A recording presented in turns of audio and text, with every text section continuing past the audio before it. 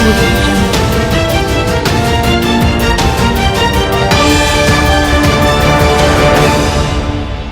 name is Canon Joram Twasima, and I am a member of Parliament for Western Region, representing the older persons of Uganda in that region. There are 38 districts in that region. But at the same time, I am a professional teacher and administrator. And when I retired in 2002, I joined the local council as a local council 5 for Bushenyi district, and I became the district council speaker for 5 years. And I came to be elected as the chairman of the National Council for Older Persons in 2016, and I have since then been holding that portfolio. But we must make sure that our older persons enjoy their life. Health is one of the most important things. If our old persons can survive longer than 80 years or longer than what they are, we shall be grateful. This world needs us. This world, this country needs these old persons to advise on the activities of this country and on the governance of this country. Related discrimination is one of the most frequent challenges faced by older persons in the exercise of their human rights. The most common cases of elder abuse take the form of physical abuse, including torture, sexual abuse, especially rape, psychological, especially isolation, lack of care and neglect, witchcraft, which often results in beatings, punishment and death, economic abuse, especially deprivation of assets, land grabbing, among others. The theme for the commemorative activities today, the 15th of June 2021, Ugandans have joined the rest of the world to commemorate this day under the theme, Building Resilience Among Older Persons during the COVID-19 pandemic. This theme provides an opportunity for government and stakeholders to reflect on the peculiar needs of older persons as we respond to COVID-19 pandemic. As we fight this pandemic, it should be noted that globally, older persons have greatly been affected, as over 70% of the victims are persons aged 60 years and above. This is because many old persons have several underlying health conditions like hypertension, diabetes, cardiac, renal, and respiratory problems, among others, that are common in old age. And with the closure of schools, the burden on older people has now heightened, given that they have to care for over 65% of vulnerable children in Uganda.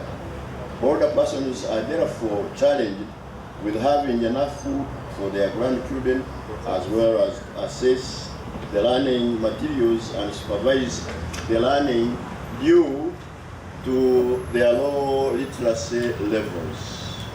This situation is heightened by the new strain of COVID-19, the second wave, which is now targeting children. Government efforts to curb elder abuse, prioritization of vaccination for older persons against COVID-19. Government has provided vaccines to older persons due to their vulnerability nature to COVID-19 as the first priority group. Older persons are therefore encouraged to get vaccinated at designated areas in a bid to boost their immunity against COVID. Caregivers are encouraged to take older persons for vaccination. Government, through the Ministry of Gender, Labour and Social Development, developed standard operating procedures to sensitize older persons and their caregivers on prevention of COVID-19 in a bid to safeguard them from the risks of infection.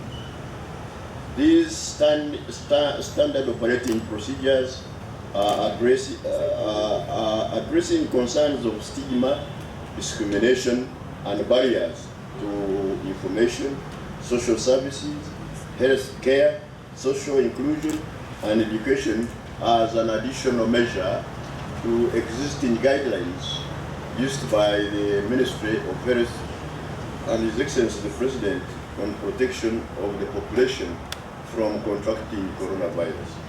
20 or 25. And the system we are using mirror data. So you find that some of those older persons are left out, yet they are eligible. So we have contracted a consultant who is moving in all the districts to collect data. To get data of all those older persons, because as they come for the payments, we collect some of those, and we are able to correct all their details with the mirror.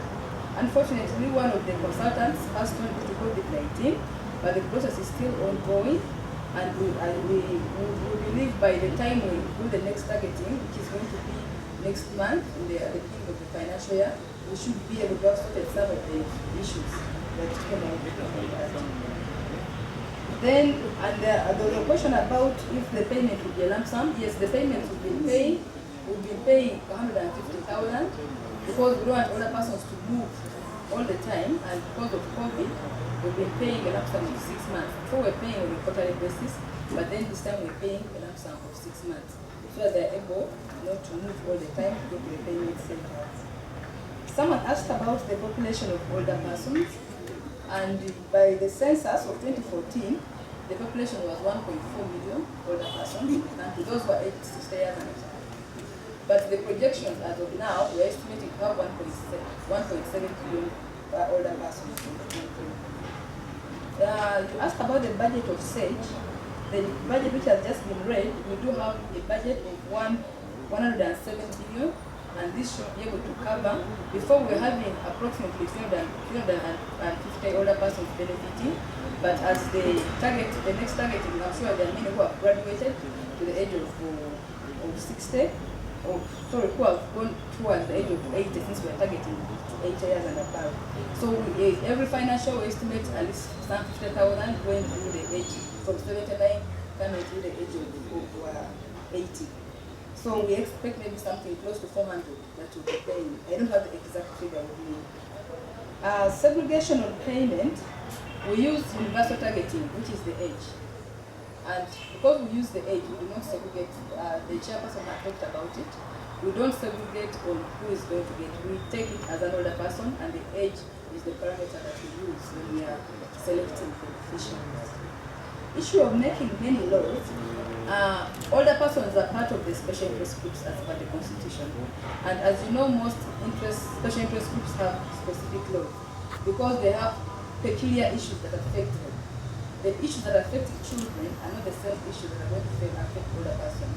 Neither will they be the same issues affecting persons with disabilities.